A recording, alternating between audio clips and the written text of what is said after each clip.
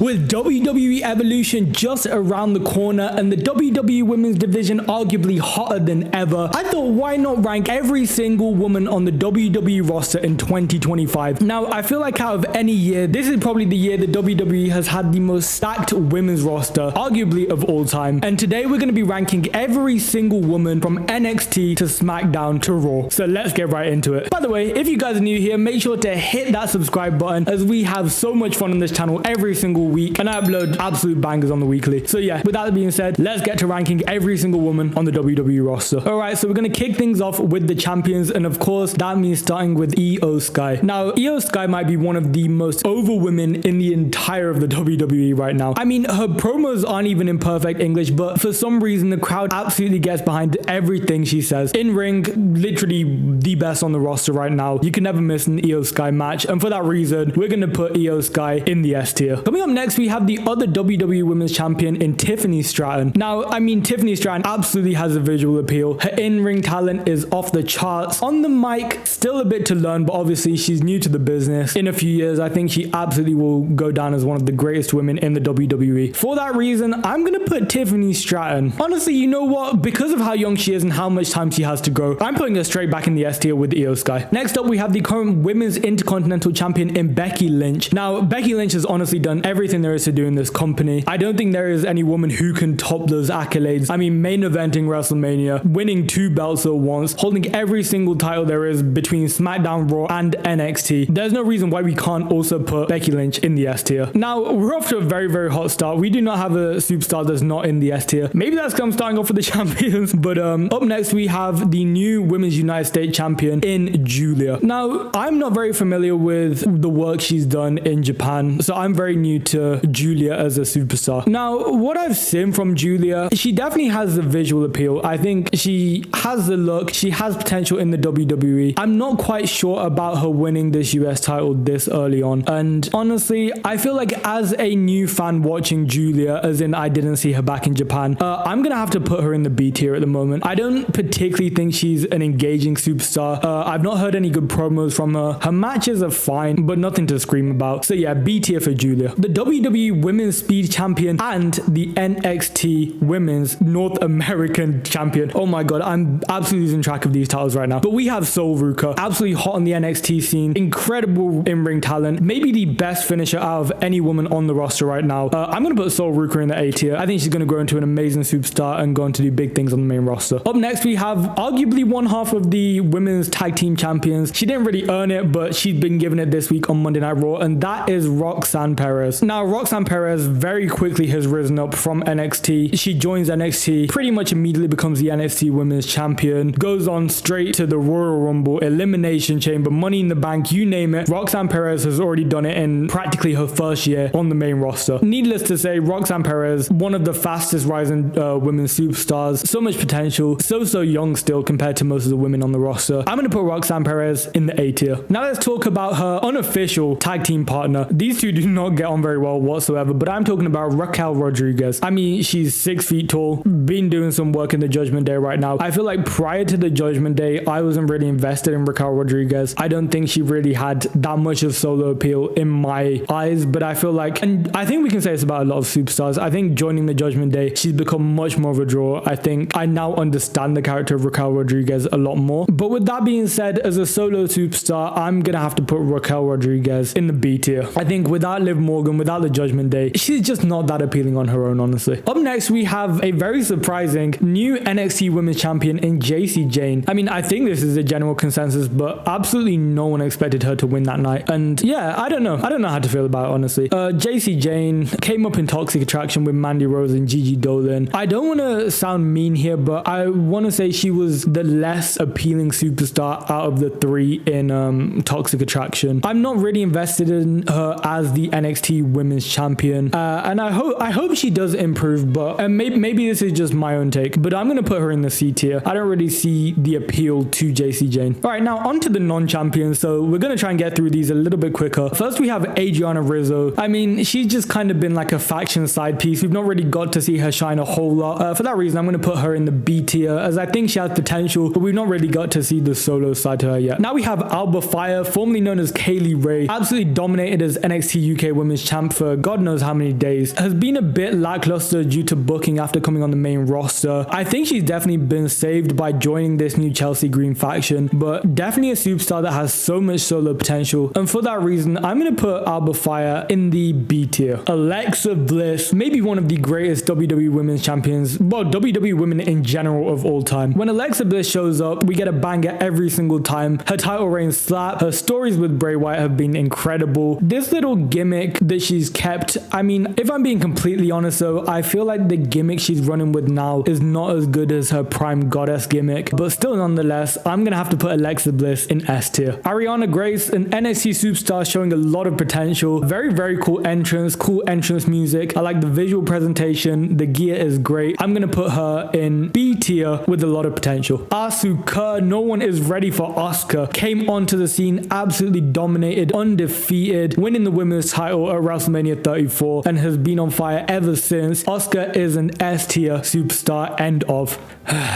Next up we have B-Fab. B-Fab is one of those that just makes you think, how the hell have all of these people been cut from the roster and not B-Fab? Now, this isn't particularly hating on B-Fab, but the caliber of superstars we've seen released from the WWE roster, and to think that B-Fab has managed to survive all of that is insane. I'm going to put B-Fab in Ryback tier, honestly. She's the first woman to enter the Ryback tier. I have never been excited for a B-Fab match, and I likely will never be excited for one. Up next, we have Bayley. Now, I feel like Bayley is kind of in the OG women's category, obviously being part of the 4 Horsewomen. However, I feel like she might be the first that doesn't enter the S tier. Now, she's done great things. She's won basically everything there is to win, but I don't know if it's her moveset or what they've done to her entrance. I don't know. Something's throwing me off about Bayley. But at the moment, I'm even tempted to put her in B tier, but I'm going to put her in a low A tier for now, which I know is probably going to get a lot of hate, but I don't know. I'm struggling to see the full appeal to Bayley right now. I think it's Damage Control, honestly. I think ever since starting Damage Control, I don't think she's been as good as Prime Bayley, and for that reason, I'm going to put her in a very low A tier. Bianca Belair,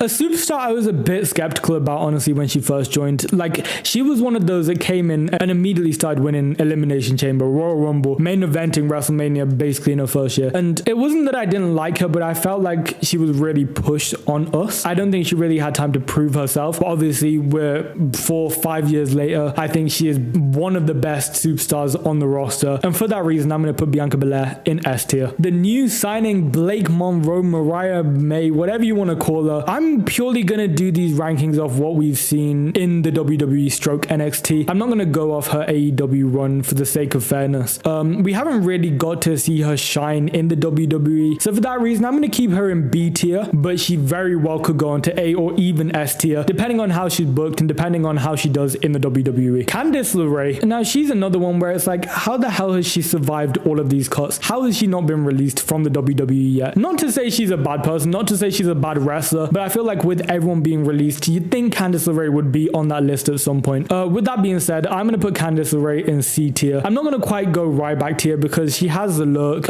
she can move in the ring, but other than that, does anyone really care for her? I'm not sure. Oh, Charlotte Flair, a woman who is very hated on by the IWC. People very much do not like Charlotte Flair, and I want to say I am absolutely in a completely different boat. I love Charlotte Flair. I don't think she's overpushed. I think she looks the part. I think she carries women's titles with grace, elegance, and elevates basically every title she holds. I think Charlotte Flair absolutely deserves every accolade she got, and I know she was Ric Flair's daughter. Well, she still is. I know she is Ric Flair's daughter, but I think on her own in the past 10 years, she has absolutely dominated, put on great matches, has the best entrances every single time. And let's just talk about the fact that even on a random Raw or Smackdown, this woman will wear WrestleMania caliber outfits and still show out even if it's a B tier show. For that reason, Charlotte Flair, a top S tier, and maybe one of the greatest women's wrestlers of all time. Chelsea Green, ever since coming on the scene, has been explosive. I don't think there's been a promo, an instance where Chelsea Green has been on screen and she's not been captivating and she's not had a funny or interesting storyline. I think Chelsea Green is the easy S tier superstar for me. I think you slap the women's title on her and she will absolutely absolutely carry the division, no doubt. Now we have another part of Fatal Attraction in Fallon Henley, former NXT Women's North American Champion. I believe that's the first title she won in NXT. I think since she may have been a Women's Tag Team Champion. You're gonna have to fact check me on that. But anyways, Fallon Henley has the look. Actually, you know what? Let me not hate on Fallon Henley. I think she will do very, very well in the WWE. I think this Fatal Attraction storyline is a great stepping stone for her. For that reason, I'm gonna put Fallon Henley in B tier. I think she has a lot of potential. Again, another superstar that very easily could be in the A tier. But for now, we're gonna go Fallon Henley in B tier. Ivy Nile, if not recruited by American Made, Alpha Academy, whatever you call them.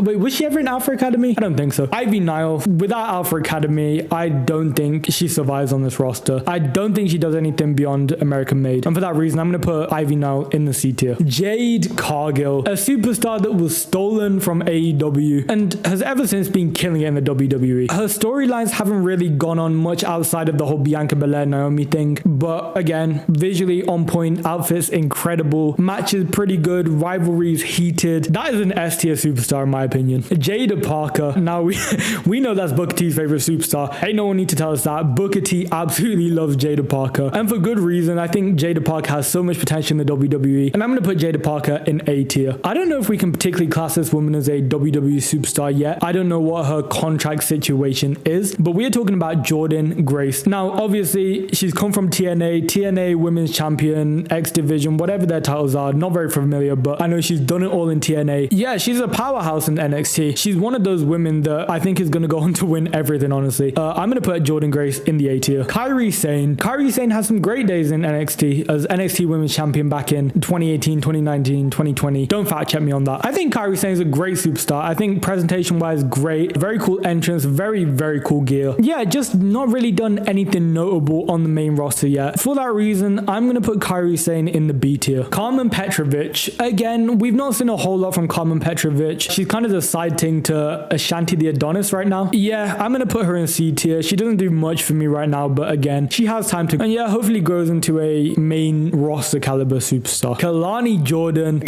Shout out to Carmelo Hayes, by the way. Yeah, Kalani Jordan, one of the best on NXT right now. Yeah, there is no fault I can say on Kalani Jordan. Her in-ring ability is incredible for a new superstar. Her look is incredible. Cool entrance, great charisma, great on the mic. That is an S tier superstar right there. And I'm so excited for when hopefully Kalani Jordan comes on the main roster. Lash Legend. Lash is one of those that has been on NXT for so long now. I think she's literally been there since 2020. Yeah, she's been loitering. She's been hovering. Not really done anything notable. Not really winning titles. Not really been in any storyline. She's just kind of been there. I'm going to put Lash Legend in C tier. Yeah, simply based on the fact she's not really done anything in the past 5 years. Liv Morgan, a superstar again who has been massively elevated by the Judgment Day. She was hot and doing bits way before the Judgment Day, but ever since joining, she has had the craziest run we might have seen of any woman and ranked last year as the greatest woman of 2024. I don't know by who, but yeah, that's what happened. So yeah, apparently she's the greatest woman of 2024. I think when we talk Liv Morgan, we're talking about an S tier superstar. There's no debate there. Let's put Liv Morgan straight in the S tier. Lola Vice, another one of Booker T's favorite NXT women's superstars. To be honest, I feel like you could say that about most NXT women's superstars. Booker T loves that whole roster off. Yeah, she's cool. She's a vibe. I think she's definitely got potential. I'm going to put her in the B tier. And finally for today, we have Lyra Valkyria. I do not get the hype with Lyra Valkyria. Ever since she beat Becky Lynch for the NXT Women's Champion and then became the inaugural Intercontinental Women's Champion, I feel like she's been pushed for absolutely no reason. I don't think the crowd were particularly behind her prior to any of this. Yeah, there was just no reason for her to win either of those titles. I think she is one of those examples of a heavily pushed superstar onto the fans. I don't think any fans particularly asked for her to be pushed in this way, but we got it. She won that IC title. She didn't really do much with it. We got some heat with Becky Lynch, but other than that, I'm gonna put Lyra Valkyria in the B tier. She has time to grow. I've said this about a lot of these women. She has time to grow. She's young, but she just doesn't really appeal to me. Anyways, guys, that will be it for part 1. Let me know in the comments if you want part 2, and let me know if you agree or disagree with these rankings. I feel like these rankings are a bit hard because a lot of these superstars, I don't hate them. I don't think they're particularly bad, but just comparative to a lot of the top talent, they're just obviously, you know, not as good. But with that being said, make sure you hit that like button, hit that subscribe, comment if there are any that you disagree with in this video. And yeah, I've been Redway, and until next time, peace.